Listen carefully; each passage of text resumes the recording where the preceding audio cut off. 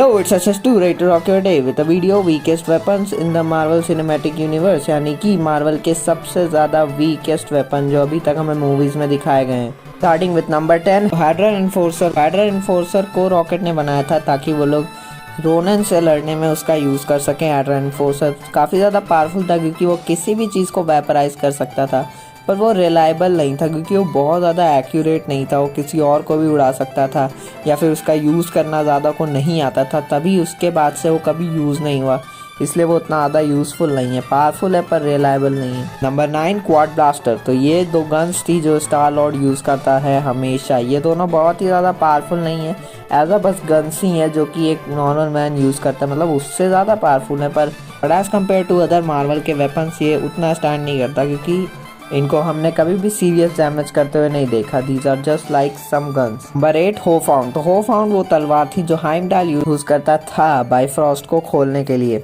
But as a weapon होफाउंड कभी भी हम लोग को उतना ज़्यादा दिखा नहीं, और दिखा भी है तो उतना ज़्यादा पावरफुल नहीं दिखा है क्योंकि एज अ वेपन होफाउंड को बहुत ही ज़्यादा पावरफुल होना चाहिए था क्योंकि वो बाइफ्रॉस्ट जैसी मेजर ट्रैवलिंग मशीन का वो की टाइप का है, तो उसको काफ़ी ज़्यादा पावरफुल होना चाहिए था। पर उसमें कभी भी कोई स्पेशल पावर्स नहीं दिखी हैं, वो जस्ट एक नॉर्मल स्वॉर्ड जैसा था जो कि हाइमडाल यूज़ करता था कभी कभी बैटल्स में। Number 7, God slayer. तो गॉड स्लेयर वो तलवार थी जो कि गमोरा यूज़ करती थी। तो गॉड स्लेयर की भी यही प्रॉब्लम है, वो जस्ट एक नॉर्मल स्वॉर्ड है, थोड़ा बहुत उसका मेटल ज़्यादा पावरफुल होगा पर वो उतनी ज़्यादा पावरफुल नहीं है, बस एक स्वॉर्ड की जैसी है जो कि गमोरा यूज़ करती थी। ऐसा कैरेक्टर भी गमोरा को कभी उतना ज़्यादा स्क्रीन प्रेजेंस नहीं मिला है, ना फाइटिंग वाइटिंग उसकी नहीं दिखाई गई है उस स्वॉर्ड के साथ, तो वो भी एक ड्रॉबैक हो जाता है स्वॉर्ड का।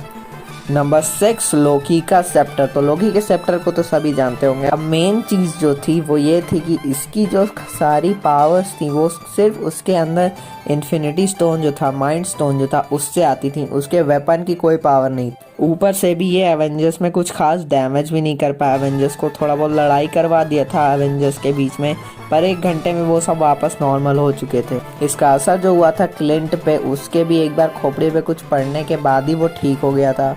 और एवरीथिंग एल्स तो माइंड स्टोन भी उतना ज़्यादा पावरफुल इन्फिनिटी स्टोन नहीं है, वो बहुत नीचे लाई करता है अगर इन्फिनिटी स्टोन्स की रैंकिंग करेंगे तो। मार्क 56। तो कैप्टन अमेरिका की सिविल वॉर में जो आयरन मैन ने लास्ट में सूट पहना था वो था मार्क 56। अब उस टाइम टोनी के सर पे खून सवार था, वो बस सामने वाले को मारना चाहता था, इसलिए वो बहुत डेंजरस था। कैप्टन अमेरिका के सामने उसका दोस्त खड़ा था, वो बैकअप कर रहा था, वो अपना फुल पोटेंशियल नहीं यूज़ कर रहा था पर आयरन मैन कर रहा था, इसलिए वो काफ़ी ज़्यादा डेंजरस था।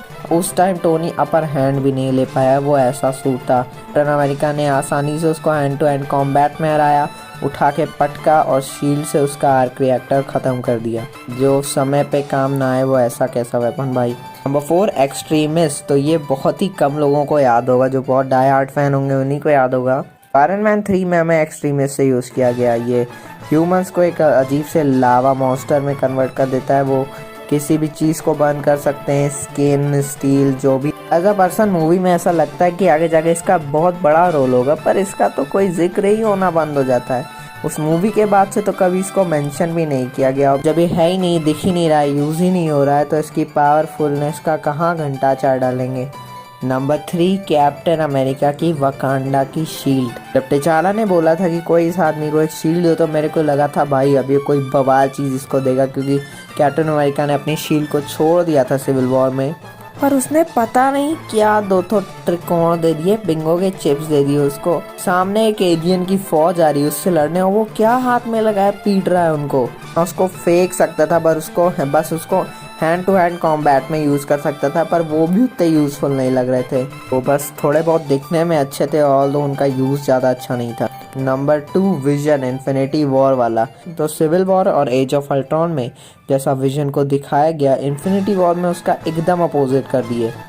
कॉर्वस क्लेव आया, उसके बीच में चूरा गोपा, और तब से वो आदमी मरिल्ला हो गया। पूरी मूवी में, इंटायर मूवी में उसका बिल्कुल भी कुछ पावर नहीं दिखाई गई। उसके पास इतनी सारी पावरफुल है, उसका आईक्यू इतना तेज़ है, वो माइंड स्टोन का यूज़ कर सकता है, उड़ सकता है, अपना मास घटा बढ़ा सकता है, पर कुछ नहीं। पूरी पिक्चर में बस वो इंसान चिल्लाया है और कुछ नहीं। नंबर 1, ड्रैक्स के चाकू। तो ये वो चाकू हैं जो ड्रैक्स यूज़ करता है, मतलब अगर कभी किया होगा तो। पहली बात तो ये सिर्फ एक चाकू है और दूसरी बात ड्रैक्स ने बहुत कम ही बार इनको यूज़ किया है एंड टू एंड कॉम्बैट में। Guardians of the Galaxy volume 2 की पहली फाइट जो हुई रही थी मॉन्स्टर से उसके पेट चीरने के वक्त यूज़ किया था, उसके बाद से मेरे को याद भी नहीं आ रहा है। ड्रैक्स ओवरऑल खुद ही इतना पावरफुल नहीं है तो उसके वेपन से क्या ही उम्मीद करें। And here goes the list. Video पसंद आई हो तो do like and subscribe and share this video, comment what should I improve. Bye.